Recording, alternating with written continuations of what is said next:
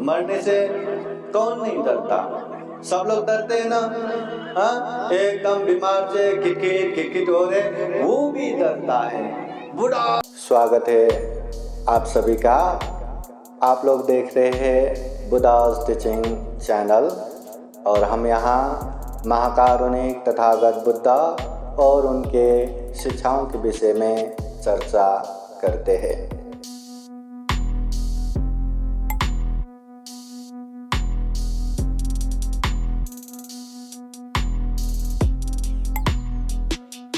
न परे संविलो मानी न परे संकता कतं अतनो वो अवेकेय कथानि अकथानि च सब्बे तसन्दिदन्दस सब्बे भायन्ति मच्चुनो अत्तानं उपमं कत्वा न हनेय न घातय सब पापस करणं कुशल सौपसंपदा सचित वर्योदपनं ये तं बुद्धान शासनम्। सर्वप्रथम महाकारुणिक तथागत भगवान बुद्ध को त्रिवार वंदना। महाकारुणिक तथागत बुद्ध द्वारा देशे सुआख्यात धम्म को त्रिवार वंदना। महाकारुणिक तथागत बुद्ध के आर्य श्रावक संघ को त्रिवार वंदना।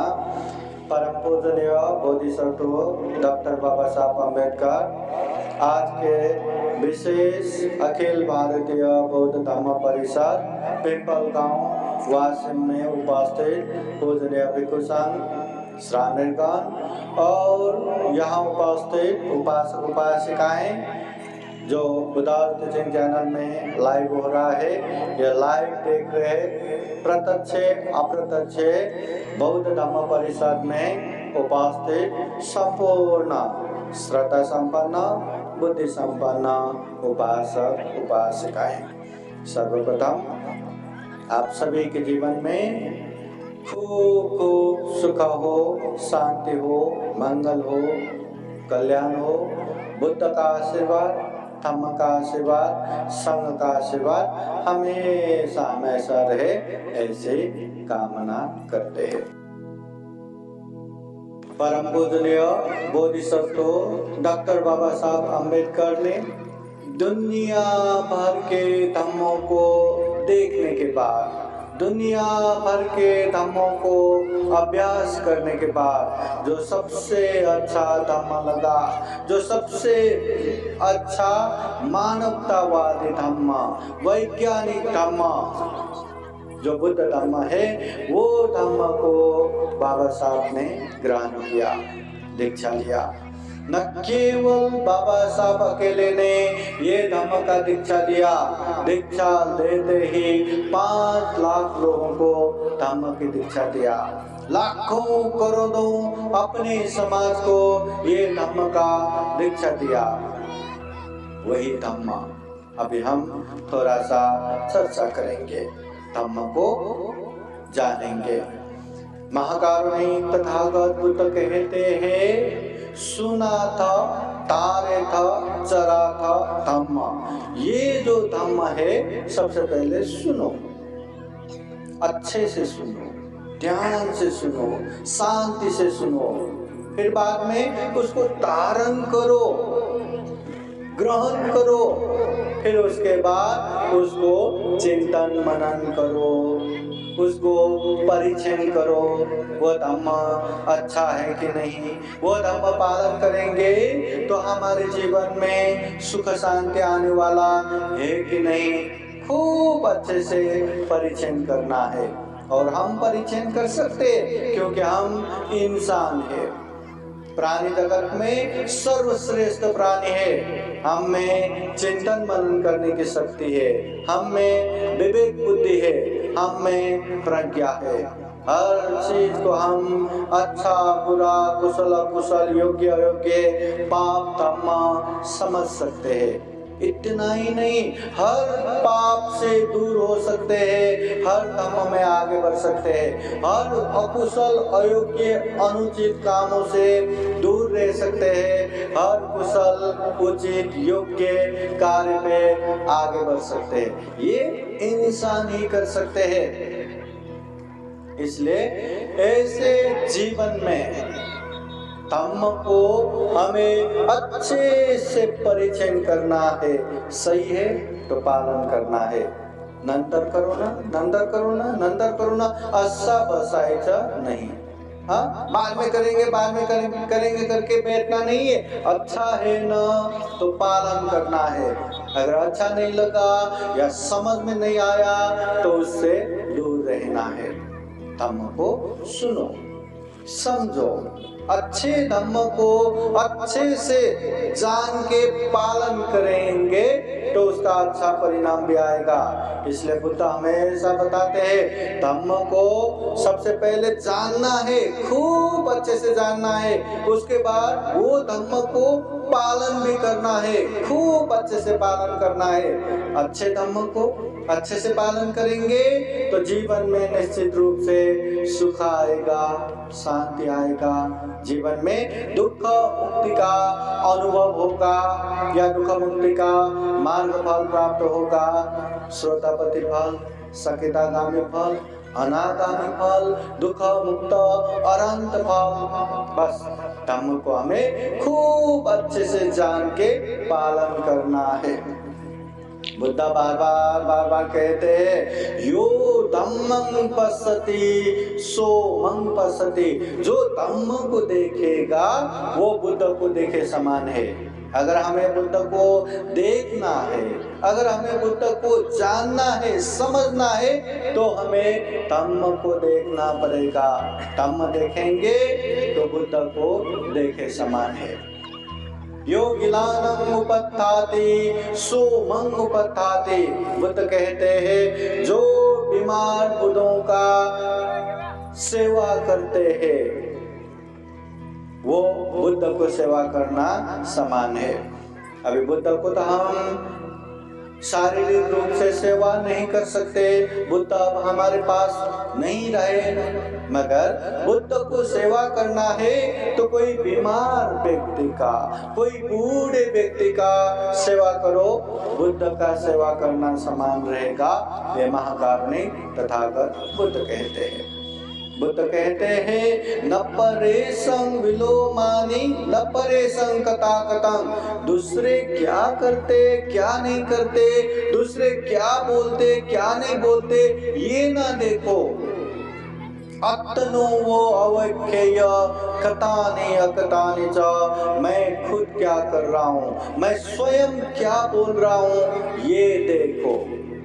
अगर हम अच्छा कर रहे तो समझो मैं अच्छा कर रहा हूँ, अगर हम बुरा कर रहे तो समझो मैं बुरा कर रहा हूँ। अगर अच्छा कर रहे तो उसको संभालो और ज्यादा करते जाओ। अगर लगा कि हम बुरा कर रहे हैं, अकुशल कर रहे, पाप कर रहे, पर समझो तो सही हम पाप कर रहे हैं।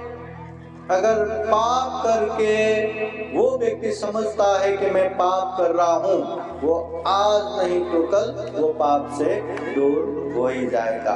पर समझो तो सही, पाप करके भी वो व्यक्ति ऐसा समझे कि मेरे ये काम से मुझे पैसा मिल रहा है, परिवार के लिए अच्छा हो रहा है, मेरे लिए अच्छा हो रहा है, खूब धन संपत्ति आ रहा है, ऐसा सोचने लगेंगे तो वो व्यक्ति पाप कभी छोड़ेगा नहीं। इसलिए पाप को पाप समझो, धम्म को धम्म समझो। मैं क्या कर रहा हूँ ये देखो।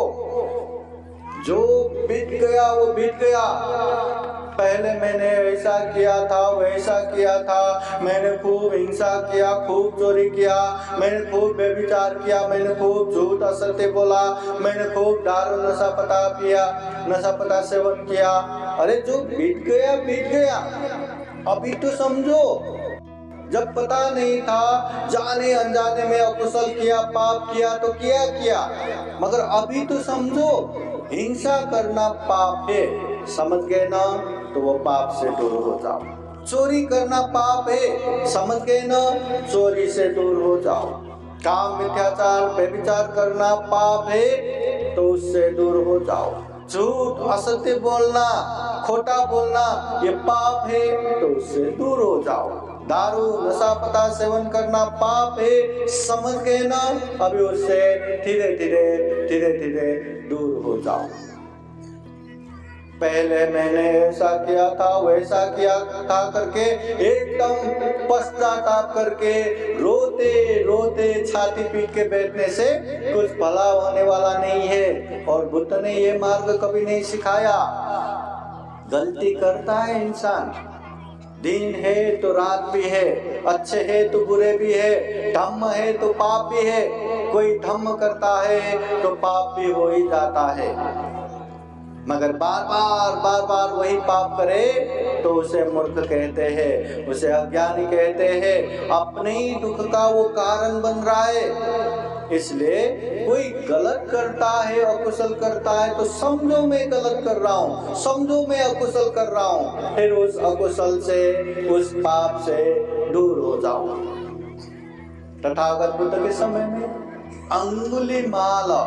अंगुलीमाल ने हजारों लोगों को मारा, हजारों लोगों की हत्या किया, और हत्या किए हुए इंसानों का उंगलियों का माला पहन के घूमता था। इतना पाप करने वाला, इतना गलत करने वाला वो अंगुलीमाल भी जब भगवान बुद्ध के शरण में आए, भगवान बुद्ध के उपदेश सुन के बोध हो गए, तो सारा हथियार छोड़ के, सारा हिंसा छोड़ के वो बुद्ध के शिष्य बने, सन्यास बने, भिक्षु बने, और अच्छे धम्म का अभ्यास करते वो दुख मुक्त अनंत तक बन गए, निर्वाण तक प्राप्त किए। अंगुलीमाल जिसने हजारों लोगों को मारा, वो अंगुलीमाल भी दुख मुक्त हो गए। तो क्या हम अंगुलीमाल जितना पाप करके बैठे हैं, क्या हम इतना पापी है क्या? हजारों लोगों को मारा है क्या? हजारों लोगों को तो छोड़ ही दो, एक भी इंसान को मारा नहीं है। तो हम दुख मुक्त नहीं हो सकते क्या? हम धम्म का अभ्यास नहीं कर सकते क्या? पहले पता नहीं था, वो उसने खूब दारू पिया, तो अभी पता चला दारू पीना भी अकुशल है, पता चला दारू पीना भी पाप है, तो क्या अभी नहीं छोड़ सकते क्या? क्या अभी छोड़ के हम धम्म कार्य में आगे नहीं जा सकते क्या? आराम से जा सकते हैं। इसलिए उपासक उपासिकाएं अपने आप को देखना बहुत जरूरी है। ये महाकारुणी तथागत बुद्ध कहते हैं, दुनिया तो क्या करते क्या नहीं करते, क्या क्या करके बैठते, वो चीजें मत देखो, अपने आप को देखो। फिर एक समय तथागत बुद्ध ऐसा भी कहते हैं, सब्बे तसंति दंडस्स सब्बे भायन्ति मज्जुनो। दुनिया में जितने भी प्राणी है सब दंड से डरते हैं, सब मृत्यु से कांपते हैं। अत्तानं उपमं कृत्वा, अपने आप को उदाहरण के रूप में रखो। न हनय्य न घातय, किसी का हनन मत करो, किसी का घात मत करो, किसी को दुख मत दो, किसी का हत्या मत करो। अत्तानं उपमं कृत्वा, अपने आप को उदाहरण के रूप में रखो। क्या हमें हिंसा करने वाला हत्यारा पसंद आता है क्या? नहीं। क्या हमें चोरी करने वाले चोर पसंद आता है क्या? नहीं। क्या हमें काम मिथ्याचार करने वाला व्यभिचारी पसंद आता है क्या? नहीं। क्या झूठ बोलने वाला झूठा पसंद आता है क्या? नहीं। क्या दारू नशा पीने वाले ऐसे नशेबाज पसंद आता है क्या? नहीं। कोई दान नहीं देता, बहुत ही चिकटपना करता है, बहुत ही कंजूसी है, ऐसे लोग पसंद आता है क्या? नहीं। कोई शील पालन नहीं करते, मैत्री करुणा नहीं रखते, बात बात पे एकदम गुस्सा करते, बात बात पे चिड़चिड़ा होते, बात बात पे मुंह छोड़ते रहते, क्या ऐसे लोग पसंद आता है क्या? नहीं। जो गलत करता है वो हमें पसंद नहीं आता। समझो, अपने आप को उदाहरण के रूप में रखो, जैसे लोग हमें पसंद नहीं आता वैसा हमें भी नहीं करना। हम कहते हैं हत्यारा पसंद नहीं और हम ही हिंसा करके बैठेंगे तो हमें कोई पसंद करेगा क्या? हम कहते हैं चोर पसंद नहीं और हम ही चोरी करके बैठेंगे तो कोई हमें पसंद करेगा क्या?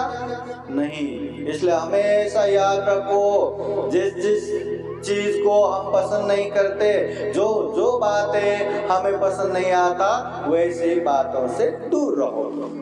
दान देने वाला हमें पसंद आता, शील पालन करने वाला हमें पसंद आता, ध्यान भावना करने वाला हमें पसंद आता, तो ऐसे हमें भी बनना है। हम भी दान करेंगे, हम भी शील पालन करेंगे, हम भी ध्यान साधना करेंगे, हम भी धम्म देशना सुनेंगे, हम भी ऐसे धम्म का कार्यक्रम करते रहेंगे। अपने आप को उदाहरण के रूप में रखना है, ये तथागत बुद्ध कहते हैं। जीवन में कोई भी बातें हुआ तो तुरंत पीर चिंता तनाव में नहीं आना चाहिए, नहीं तो वो समस्या और बड़ा और बड़ा और बड़ा होते जाते हैं। जब भी कोई समस्या आए तो अपने मन को शांत बनाओ, अपने मन को स्थिर बनाओ। ये क्या हो रहा है, ये क्यों हो रहा है, अच्छे से देखो। अरे छोटे छोटे बातों से वो समस्या निकलता है और हम देख नहीं पाते, उसी को अपने कंधे पे लेके, अपने सर पे लेके बहुत बड़ा बनाते हैं। समझो, वो दुख या वो कष्ट या वो चिंता कहाँ से आ रहे, उसको अच्छे से समझना चाहिए। कभी कभी जीवन में जिसका कोई उपयोग नहीं, जिसका कोई कारण ही नहीं, ऐसे बातों को लेके भी हम खूब दुखी होते हैं, खूब टेंशन में आते हैं, फिर चिंता तनाव लेके बैठते हैं। तो ऐसा नहीं करना चाहिए। एक जातक कथा है, महापिंगल जातक। तो महापिंगल जातक का ये कहानी एकदम संक्षिप्त में आप लोगों को सुनाता हूँ।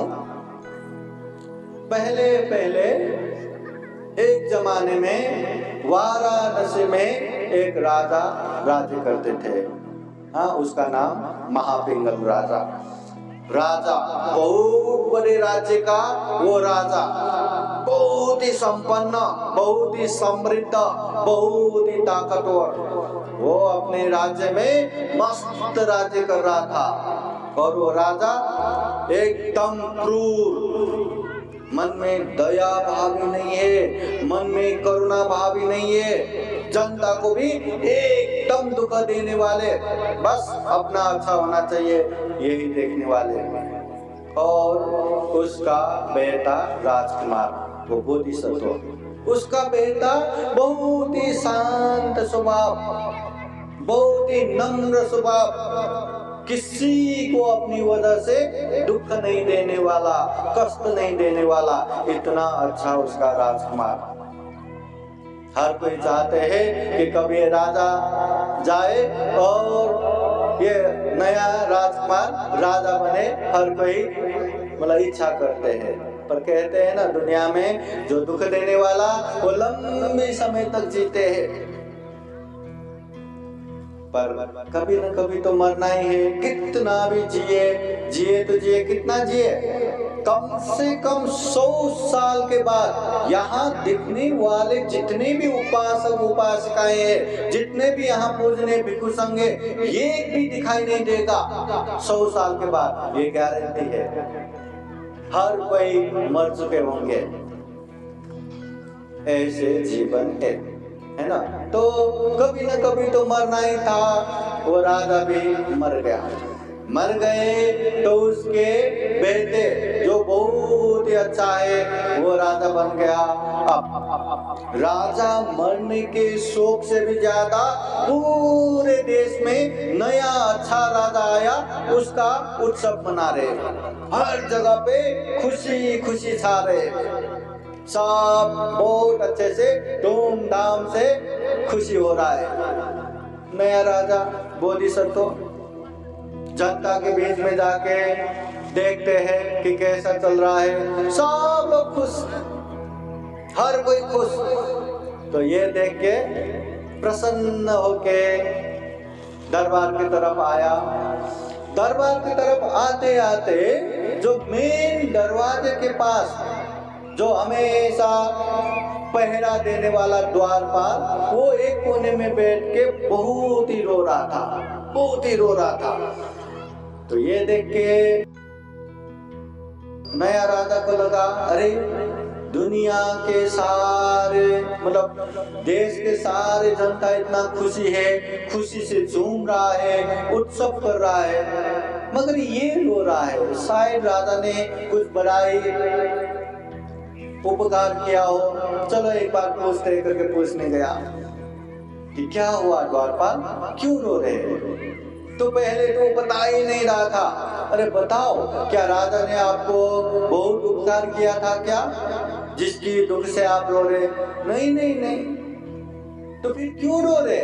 अनेक बार पूछने के बाद वो द्वारपाल अपना दुख प्रकट करते। अभी द्वारपाल का दुख देखो।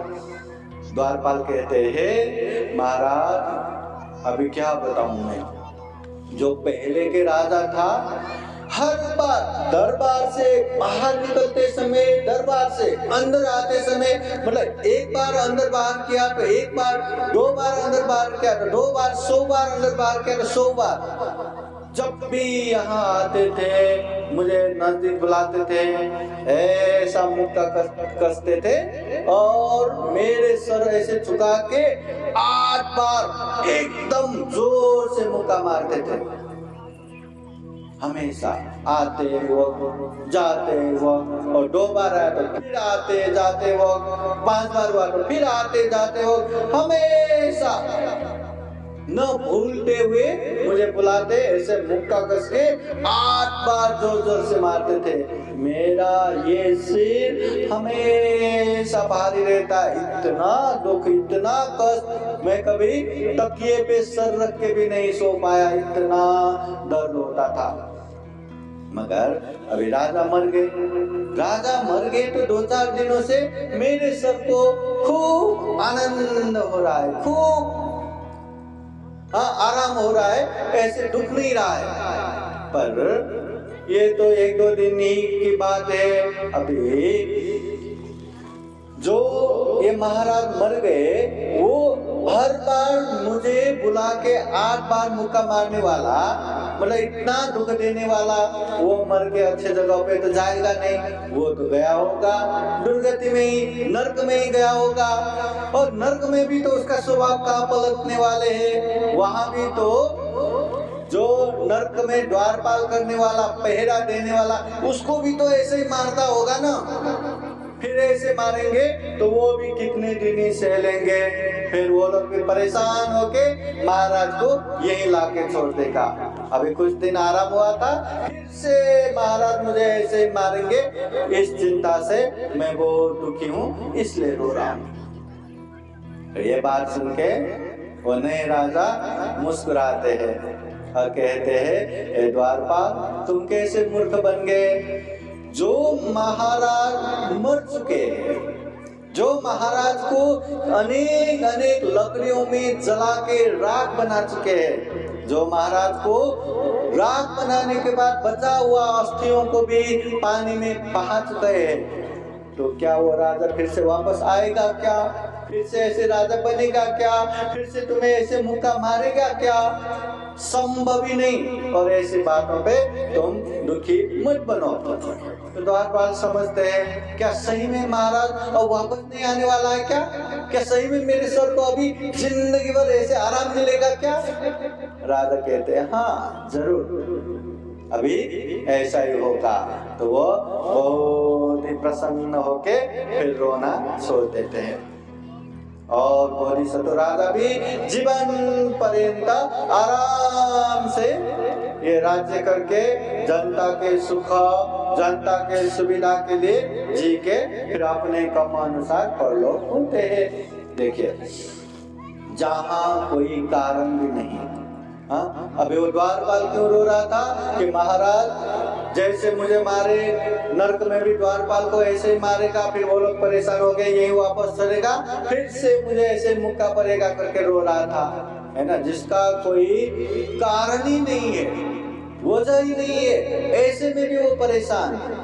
तो ध्यान रखना हम भी जीवन में ऐसा बहुत बार होता है जहाँ हमें परेशानी नहीं होना, जहाँ परेशान होने की बात ही नहीं है, ऐसे बातों पर भी हम बहुत परेशान होके बैठते हैं। इसलिए ध्यान से अपने आप को शांत रखो, मन को स्थिर रखो और क्या हो रहा है उसको समझो, वो होने का क्या कारण है उसको भी समझो। अगर समझेंगे तो हम ऐसे मुश्किलों से दूर हो पाएंगे, आराम से दूर हो पाएंगे। उपासक उपासिकाएं हमेशा ये बातें याद रखना। और एक बात वैसे ही एक जातक कथा है, देव जातक, देवतम जातक। उसमें भी एक ऐसा ही हुआ कि पहले एक राज्य में एक राजा राज्य करता था।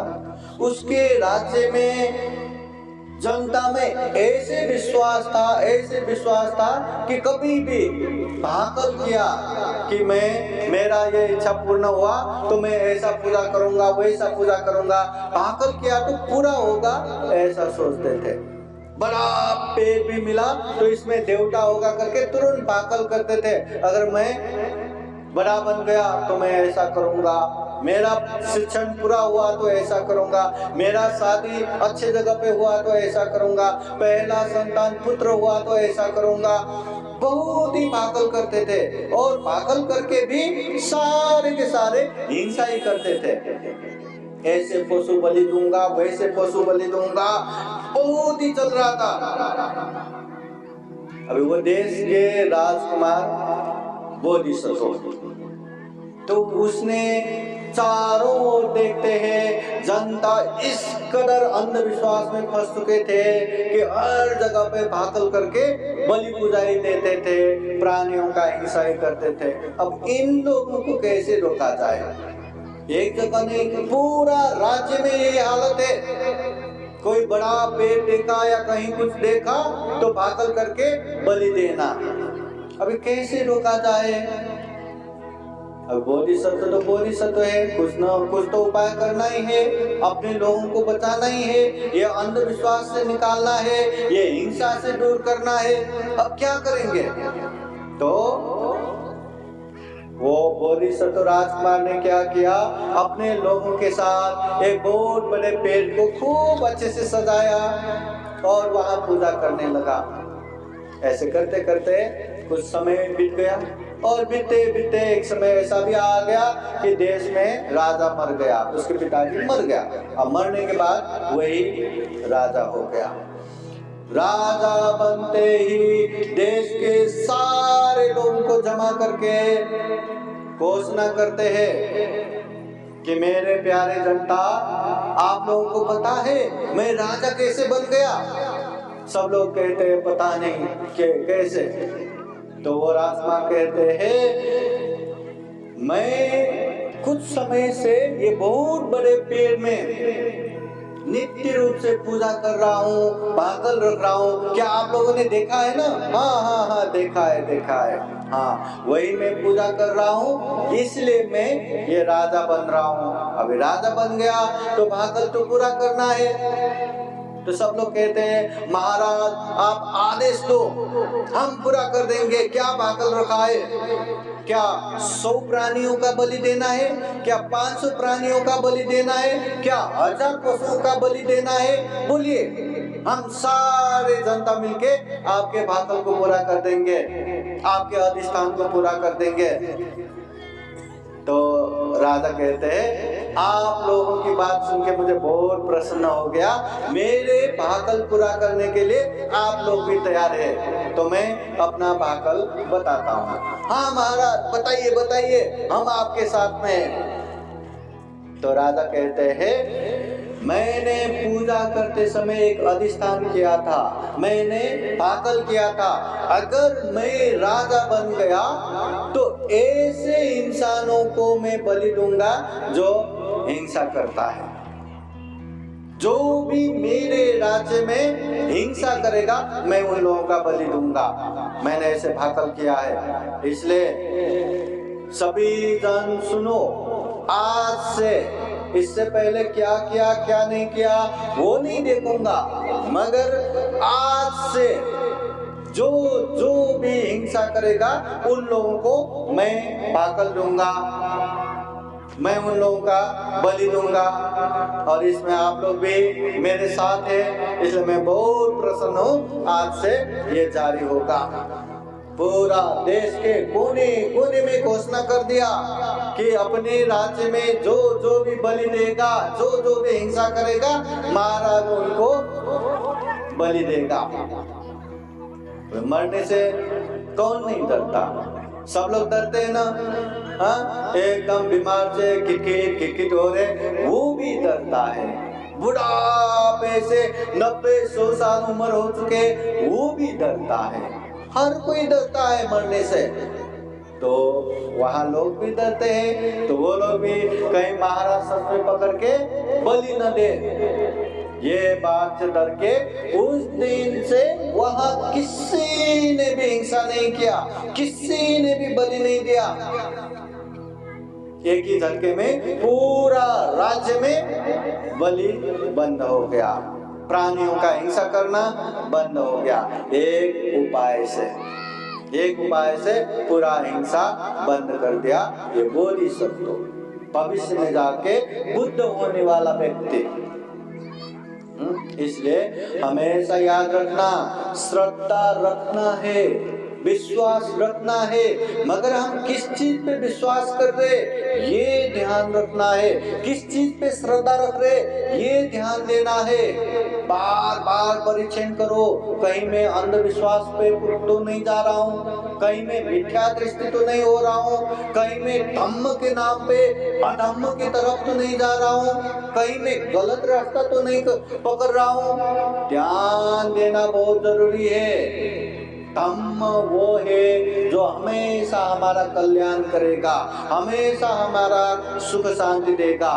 अगर धम्म के नाम पे हमें दुख देने लगे, धम्म के नाम पे अशांति देने लगे, धम्म के नाम पे कष्ट देने लगे, पीड़ चिंता तनाव देने लगे, तो समझ लेना वास्तव में वो धम्म नहीं है। धम्म हमें दुख दे ही नहीं सकता। बुद्ध ने जो धम्म का उपदेश दिया, दुख से दुख मुक्ति तक पहुंचाने वाला धम्म है। हमारे जीवन में दुख है कि नहीं? सबके जीवन में दुख है। यहाँ जन्म होना ही दुख है, जन्म होके बुढ़ापा आना दुख है, बीमार पड़ना दुख है, मृत्यु आना दुख है, प्रिय से बिछोड़ होना दुख है, अप्रिय के साथ रहना दुख है, जो इच्छा करते वो पूरा नहीं होता वो दुख है। संक्षिप्त में ये नाम रूप रूपी पंचस्कंद रूपी ये शरीर धारण करना ही दुख है। ऐसा दुख ही दुख से भर पड़ा ये जीवन है। और बुद्ध उपदेश क्या देते हैं? वो दुख से दुख मुक्ति तक पहुंचाने वाला उपदेश देते हैं। हाँ, तो ऐसे धम्म हमें मिला है तो मिथ्या दृष्टि नहीं बनना। हाँ, एकदम अच्छे से जानना है धम्म को, अच्छे से समझना है धम्म को, अच्छे से पालन करना है धम्म को। बहुत दुर्लभ जीवन है। बुद्ध कहते हैं किच्छो मनुष्य पति लाभो, मनुष्य जीवन दुर्लभ है, सारे प्राणी जगत में सर्वश्रेष्ठ है। ऐसा जीवन मिलने के बाद भी कहीं हम गलत राह पे तो नहीं जा रहे, धम्म के नाम पे अधम्म तो नहीं कर रहे, ध्यान देना जरूरी है। माइडिया है का पता है क्या? एक बच्चा अभी 10वीं का एग्जाम चल रहा है ना, खूब मेहनत करके वो एग्जाम देते, कहीं यहाँ वहाँ चूक होके वो फेल हो गया तो उसके लिए बहुत बड़ा परेशानी। फिर भी वो इतना भी बड़ा परेशानी नहीं है, वो फिर से वो 10वीं का एग्जाम दे सकते हैं। हमें यहाँ से कहीं दूर जाना है, दीक्षा भूमि जाना है, टिकट बुक करके रखा है, स्टेशन में पहुँचते पहुँचते बस पार्क में पहुँचते पहुँचते वो गाड़ी छूट गया तो समस्या तो हो गया। फिर भी हम दूसरे ट्रेन में दूसरे बस में जा सकते। अगर हमें विदेश जाना हो या अमेरिका जाना हो, लंदन जाना हो, सब पासपोर्ट भी आ गया, वीजा भी आ गया, टिकट भी आ गया, पैसा भी आ गया, सब हाथ में है। पर जाते जाते एयरपोर्ट पहुंचते पहुंचते ट्रैफिक की वजह से हम लेट हो गया, अब प्लेन निकल गया। कितना बड़ा परेशानी है, कितना बड़ा दुख है। पर ये भी उतना बड़ा दुख नहीं है, हम दूसरे प्लेन पकड़ के फिर दूसरी बार जा सकते। मगर एक बार ये हमारी जीवन गलत रास्ते पे गया और खत्म हो गया तो हो गया। बुढ़ापे में अरे बाप रे, मेरा जीवन तो गलत राह पे ही चले गए, गलत धर्म पे ही चले गए, मेरे जीवन में कुछ भी कल्याण नहीं हुआ, मेरे जीवन में कुछ भी अच्छा नहीं हुआ। ऐसा शोक संताप करने से क्या वो जीवन फिर से वापस आ सकता है? क्या आ सकता है? क्या जीवन में एकदम फास्ट रिवाइंड का बटन है क्या? नहीं है। कितना अच्छा होता ना अगर ऐसा भी होता कि बुढ़ापे तक कोई धम्म में आगे बढ़ेंगे, फिर अरे इससे तो कल्याण नहीं हुआ, फिर दूसरे रास्ते पे जाएंगे, खूब बड़े बड़े कार्यक्रम करेंगे, बड़े बड़े कार्यक्रम करके बुढ़ापे तक जाएंगे, कल्याण हुआ था। अरे इससे भी नहीं हुआ, दान देते देते जाएंगे, फिर वापस आके उससे भी कल्याण हुआ का। अरे इतना नहीं हुआ, सील पालन करते करते फिर से जाएंगे, कल्याण हुआ क्या? नहीं हुआ, फिर वापस आएंगे, फिर समाधि के मार्ग पे, फिर ये मार्ग, फिर वो मार्ग। ऐसा हम करते रह सकते थे अगर वो बुढ़ापे में अच्छा नहीं हुआ करके फिर जवानी में वापस आ सके तो। मगर एक बार ये जीवन गया तो गया, वापस आ सकता है क्या? आ सकता है? हमारे जीवन कितने साल का होगा, कितने उम्र का होगा? 100 साल जिएंगे हम?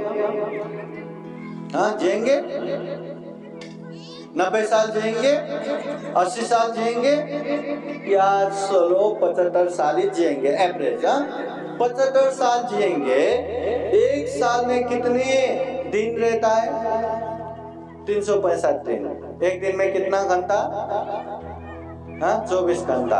एक घंटे में कितना मिनट? 7 मिनट। एक मिनट में कितना सेकेंड? 7 सेकेंड। और वो सेकेंड जो है ना, बता 1 2 3 4 5 6 7, ये जो मैंने 7 तक काउंट किया ना, वो 7 सेकेंड हमारे जीवन का अब वो बीत गया। फिर से वापस ला सकते हैं क्या? हाँ ला सकते हैं। अरे वो सेकेंड वापस चाहिए, चलो मैं 500 रुपया देता हूँ, वापस आएगा? 5000 देता हूँ, वापस आएगा? 50,000 देता हूँ, वापस आएगा? 5 लाख देता हूँ, वापस आएगा? 5 करोड़ देता हूँ, वापस आएगा? मेरे जीवन के तमाम धन संपत्ति देता हूँ, वो 7 सेकेंड वापस ला सकते हैं? मेरे जीवन के तमाम पुण्य कार्य इसमें डेडिकेट करता हूँ, मगर वो 7 सेकेंड मुझे वापस चाहिए, आएगा क्या? बता। अभी के अभी का ये 7 सेकेंड हम पूरे ताकत लगा के वापस नहीं ला सकते। और इतना दुर्लभ जीवन हम अरे बोर हो गया, ये हो गया, वो हो गया करके न जाने क्या क्या कुशल करके बैठते हैं। इसलिए सजग रहो, सचेत रहो, जीवन बहुत दुर्लभ है। तो ऐसे दुर्लभ जीवन में अब हमें क्या करना है, क्या करना चाहिए? तो तथागत बुद्ध सारे धम्मों को सारांश में बताते हैं। बुद्ध कहते हैं सब पाप सकरणं कुशल उपसंपदा सचित परियोदपनं येतं बुद्धान शासनं। सब पाप स अकरणं, दुनिया में जितने भी पाप है वो मत करो, जितने भी अकुशल है उससे दूर रहो। कुशल उपसंपदा, जो कुशल है, जो पुण्य है, जो धम्म है उसे करते जाओ। सचित परियोदपनं, अपने चित्त को परिशुद्ध रखो, अपने चित्त को शुद्ध रखो। ये तंग बुद्धान शासनं, ये बुद्धों का शासन है, ये बुद्धों का धम्म है, ये बुद्धों का शिक्षा है, बुद्धों का उपदेश है। पाप नहीं करना, पुण्य करना और चित्त को परिशुद्ध करना। आता मला सांगा, यहाँ किसको पता नहीं है पाप नहीं करना करके? किसको पता है? सबको पता है ना। जिंदगी भर हम यही सुनते आए हैं, पाप नहीं करना, धम्म करना, पुण्य करना, यही सुनते आए ना। सबको पता है पाप नहीं करना, सबको पता है पुण्य करना। आता मला सांगा, हम पाप से दूर हो पा रहे क्या? हम पाप से दूर है क्या? सांगा हो, पाप से दूर है क्या? हम पुण्य कार्य में आगे बढ़ रहे क्या? खूब मन लगा के दान दे रहे, शील पालन कर रहे, ध्यान कर रहे, ऐसे पुण्य कार्य में खूब आगे बढ़ रहे क्या? बढ़ रहे क्या? अगर बढ़ रहे हैं तो अच्छी बात है, हमें यही करना है। ये बुद्ध का उपदेश है। जिन्होंने 10 पारमिता, 10 को पारमिता, 10 परमत्थ पारमिता पूर्ण करते हुए सम्यक संबुद्ध बने, वो बुद्ध कहते हैं। जिन्होंने सारे दुखों को नाश करते हुए विमुक्ति सुख प्राप्त किया, निर्वाण सुख प्राप्त किया, वो बुद्ध कहते हैं पाप मत करो, पुण्य करो। तो हमें ध्यान रखना है, पाप से दूर रहना है और धम्म कार्य में आगे बढ़ना है। हमेशा याद रखो, अभी ये पाप मत करो, पाप मत करो, धम्म करो, धम्म करो, ये तो हर धम्म वाले सिखाते हैं। पर बुद्ध ने वहां से और आगे बढ़ के और एक चीज सिखाया, सचित परियोदपनं, अपने चित्त को परिशुद्ध रखो। चित्त परिशुद्ध होना चाहिए। अगर चित्त अशुद्ध रहा, मनसा चे परुथेन भासति वा करोति वा, प्रदूषित मन से, गलत मन से अगर आप कुछ बोलेंगे या कुछ करेंगे तो ततोनं दुख मनवेति, ऐसे लोगों के पीछे पीछे दुख आता है। दुख भी कैसे आता है? चक्कं वो तो पडंग, बैलगाड़ा के पीछे पीछे वो भारी चक्का आता है, वो चाह के भी उससे दूर नहीं हो सकता। ऐसे ही दुख पीछे पीछे आता है, मन अशुद्ध रहा तो। फिर भगवान बुद्ध उसके विपरीत क्या कहते हैं? मनसा से पसंदेना, प्रसन्न मन से, अच्छे मन से, भासति वा करोति वा, अगर वो बोलते हैं या करते हैं ततोनं सुख मनवेति, ऐसे लोगों के पीछे पीछे अब दुख नहीं, सुख पीछे पीछे आता है। और पीछे कैसे आता है? छाया वो अनपायने, प्रकाश की उपस्थिति में हमारे परछाई पीछे पीछे आता है, और वो परछाई पीछे आया करके हमें जरा सा भी तकलीफ नहीं होता, जरा सा भी भार नहीं होता। वैसे ही सुख पीछे पीछे आता है। हमारा सुख पाइए कि नहीं? सुख चाहिए कि नहीं? सुख चाहिए तो मन शुद्ध रखो, शुद्ध मन से बात किया करो, शुद्ध मन से काम किया करो। बुद्ध कहते हैं हाथ में घाव नहीं तो जहर भी हाथ में लिया तो कोई नुकसानी नहीं। मन शुद्ध रहा तो कोई भी बातें बोलेंगे, कोई भी काम करेंगे, कोई दोष नहीं रहता। इसलिए मन शुद्ध होना चाहिए। मन से ही सारे चीज होता है। मन में अच्छा रहा तो मुंह से भी अच्छा निकलेगा, शरीर से भी अच्छा अच्छा काम निकलेगा। अगर मन अच्छा नहीं रहा तो रह रह के मुंह से भी गलत गलत आएंगे और शरीर से भी गलत गलत आएंगे। इसलिए उपासक उपासिकाएं, आज विशेषतः हम धम्म परिषद में धम्म देशना सुन रहे, खूब धम्म देशना हो गया। अब जाते जाते 3 बातें हमें याद रखना है। 3 बातें क्या? कम से कम शरीर से गलत मत करो, वाणी से गलत मत बोलो, मन से गलत मत सोचो। जितना भी हम अच्छे करेंगे या बुरा करेंगे, जितना भी कम करेंगे, कम करने का यही 3 द्वार है। 3 माध्यम है, या तो हम शरीर से करते हैं, या तो वाणी से करते हैं, या तो मन से करते हैं।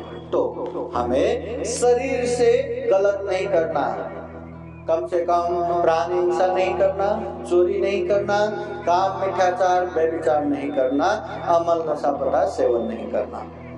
वाणी से गलत नहीं बोलना, कम से कम झूठ असत्य नहीं बोलना, चुगली नहीं करना, निंदा चर्चा नहीं करना और कड़ा अपशब्द गाली गलौज नहीं बोलना। मन से कम 3 पाप नहीं करना, लोभ लालच नहीं रखना, द्वेष दुराभावना नहीं रखना और मिथ्या दृष्टि गलत धारणा नहीं रखना। उसके बदले में शरीर से खूब अच्छा करो, जो दान दे सकते हैं, जो अच्छे से अच्छे कर सकते हैं वो करो। वाणी से खूब अच्छा बोलो, नम्र बोलो, कोमल बोलो, लोगों के हित उपकार के लिए बोलो। मन से खूब अच्छा अच्छा सोचो, पुण्य का सोचो, धर्म क्या सोचो, पर गलत नहीं सोचो। तो ये 3 चीजें हमेशा याद रखना। तो आज उपासक उपासिकाएं हमने खूब सारा धम्म देशना सुना। धम्म देशना जिस तरह हमने सुना उसको ग्रहण भी कीजिए, परीक्षण भी कीजिए और बुद्धवाणी धम्म को खूब अच्छे से जान के अच्छे से पालन भी कीजिए। जितना धम्म का पालन करेंगे उतना जीवन में लाभ होगा, फायदा होगा, कल्याण होगा। तो यही कामना करते हैं हम बुद्धवाणी को अच्छे से समझ के पालन करके ये दुर्लभ, यह अमूल्य, ये सर्वश्रेष्ठ मनुष्य जीवन को सफल बना सके, सार्थक बना सके। अंत में जन्म जरा व्याधि मरण से मुक्त निर्वाण तक प्राप्त कर सके, ऐसी कामना करते हुए ये धम्म देशना यही समापन करते हैं। और धम्म देशना के अंत में पूजनीय भिक्षु संघ का बुद्धवाणी पाली गाथा द्वारा आशीर्वाद देंगे। तो आशीर्वाद ग्रहण करने के लिए सभी उपासक उपासिकाएं हाथ जोड़िए और बोलिए साधु साधु साधु। सबे देयो विवाजान्तो सब्बरोगो विनाशतो माते भवतु अन्तरायो सुखी दीर्घायुको भवतु सर्वमङ्गलं रक्षन्तु सर्वदेवता सर्वभूतानुभावेन सदा सोति भवन्तु ते। भवतु सर्वमङ्गलं रक्षन्तु सर्वदेवता सर्वधर्मानुभावेन सदा सोति भवन्तु ते। भवतु सर्वमङ्गलं रक्षन्तु सर्वदेवता सर्वसङ्गानुभावेन सदा सोति भवन्तु ते।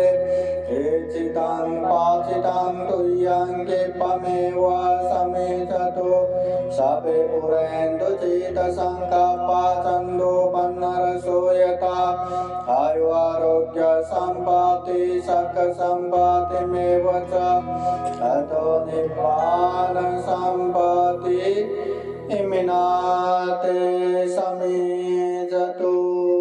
साधु साधु साधु। बुद्धं नमामि, बुद्ध को नमन करता हूँ।